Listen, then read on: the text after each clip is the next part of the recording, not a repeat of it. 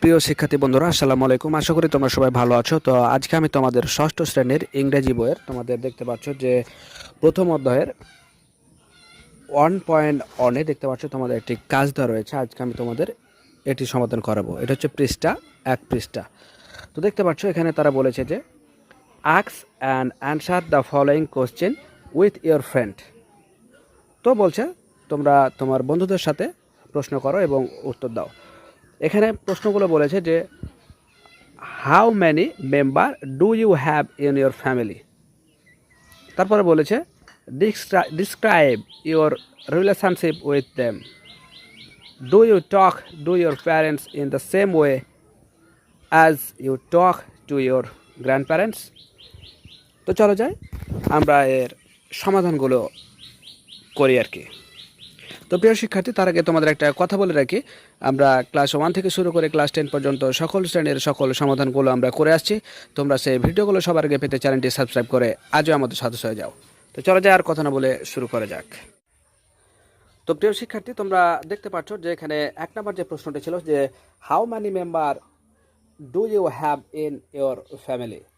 তোমার পরিবারে কতজন সদস্য আছে? উত্তরে দেখতে পাচ্ছি আমরা there are 6 member in my family.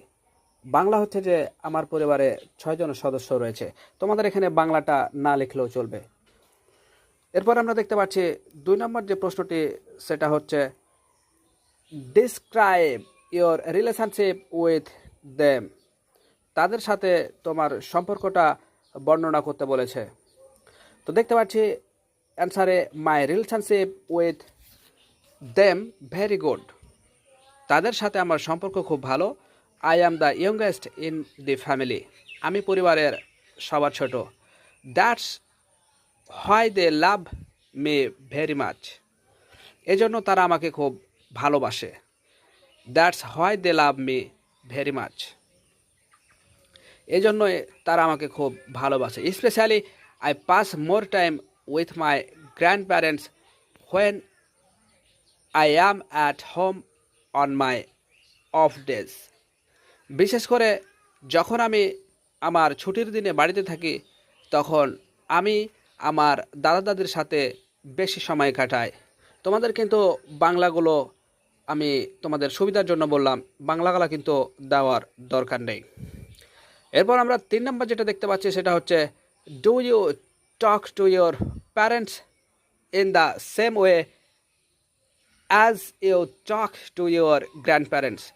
তুমি তোমার পিতামাতার সাথে যেভাবে কথা বলো একই রকমভাবে কি তুমি তোমার দাদার সাথে দাদির সাথে কথা বলো? তো চলো এবার আমরা তার উত্তরটা দেখে নিই। তো অ্যান্সার আমরা দেখতে পাচ্ছি yes I talk to my parents in the same way as I talk to my grand parents. হ্যাঁ, আমি আমার বাবা মায়ের সাথে ঠিক যেভাবে কথা বলি সেভাবে আমি আমার দাদার সাথে কথা বলি। I always talk to my grandparents about different things and they tell me many stories. আমি সবসময় আমার দাদা দাদির সাথে বিভিন্ন বিষয়ে কথা বলি এবং তারা আমাকে অনেক গল্প বলে।